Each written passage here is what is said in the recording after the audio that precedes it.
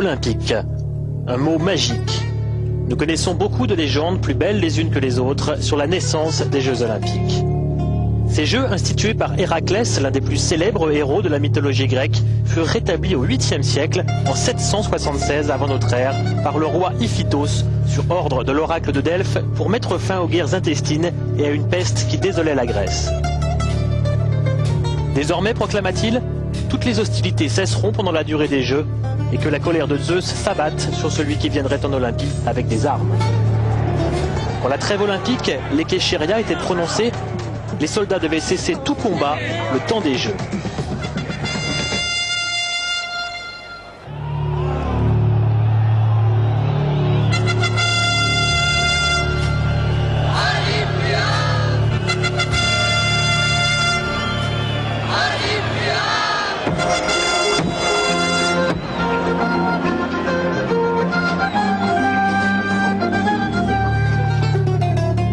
Souvent, les ennemis d'hier, désobéissant aux ordres de leur chef, venaient à cette fête de la paix mesurer leurs forces dans des compétitions loyales et se réconciliaient.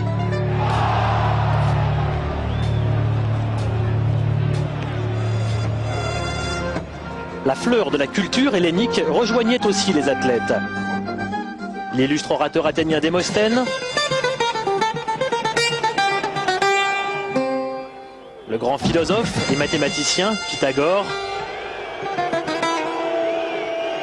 et même le populaire philosophe anachorète Diogène, connu pour son tonneau.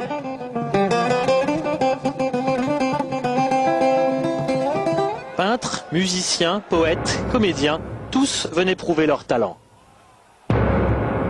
Et Pindare, le grand poète lyrique grec, chantre de l'olympisme, la glorifiait dans ses Épinities, ses écrits, plaçant la trêve olympique derrière le soleil pour réchauffer le monde et ne trouvant rien de plus beau que ses hymnes pour célébrer les Jeux olympiques. En de nombreux siècles de Jeux olympiques, il y eut de très grands champions, comme Milon le Crotone. On raconte qu'étant enfant, il s'amusait à porter dans ses bras un veau. Les années passant, le veau grandit et Milon devint de plus en plus fort. Et un jour, il parcourut la longueur du stade en portant sur ses épaules un taureau de 4 ans. Milon, vainqueur de 6 Olympiades successives, fut l'un des plus grands athlètes de l'Antiquité. Les Grecs le comparaient à Héraclès. Pendant 20 ans, on ne lui connut pas d'égal. Mais il ne fut pas connu uniquement pour sa force. Élève de Pythagore, il écrivit plusieurs ouvrages scientifiques. Et si Pythagore lui-même fut aussi un vainqueur olympique, beaucoup d'autres noms de grands Hellènes se trouvent associés au sport olympique. Aristote, Platon, le poète Échille, Sophocle, Euripide, le philosophe Socrate, l'historien Hérodote, l'orateur Démosthède et le père de la médecine, Hippocrate. Dans la Grèce antique, les Jeux étaient considérés comme un événement si grave, si solennel, que les femmes non seulement n'avaient pas le droit d'y participer, mais ne pouvaient même pas y assister. Celles qui désobéissaient étaient précipitées du haut d'un rocher.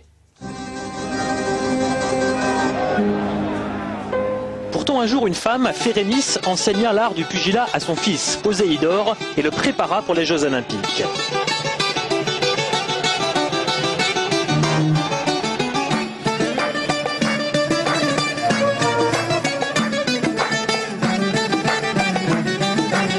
Ensuite, s'habillant en homme, elle se mêla à un groupe de pélotrimes, ou entraîneurs, et pénétra dans l'enceinte du stade.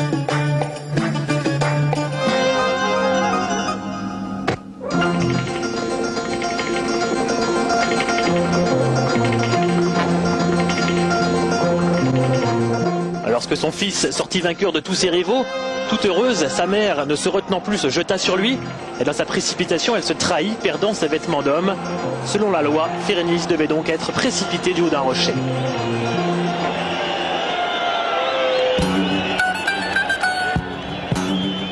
Heureusement, les juges la gracièrent, étant donné qu'elle était la mère du vainqueur. Ce fut l'une des plus célèbres légendes des Jeux antiques.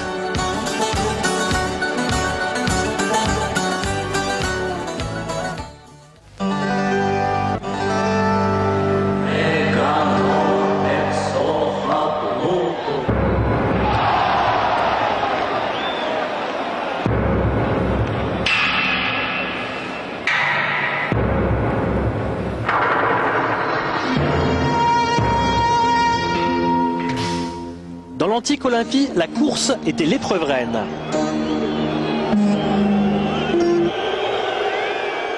Toutes les épreuves d'ailleurs étaient soumises à un règlement sévère. Et la moindre violation de ce règlement était punie sur place.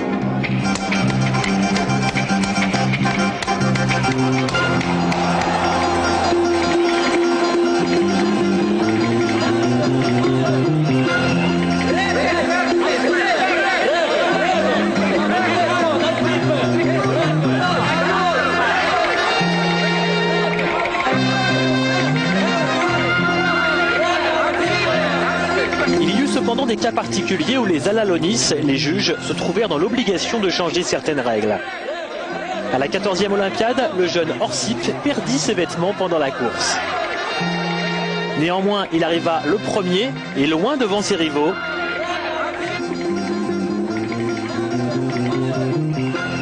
Devant cette victoire si brillante et la joie de ses compatriotes, les juges n'eurent pas le courage de le priver de sa récompense.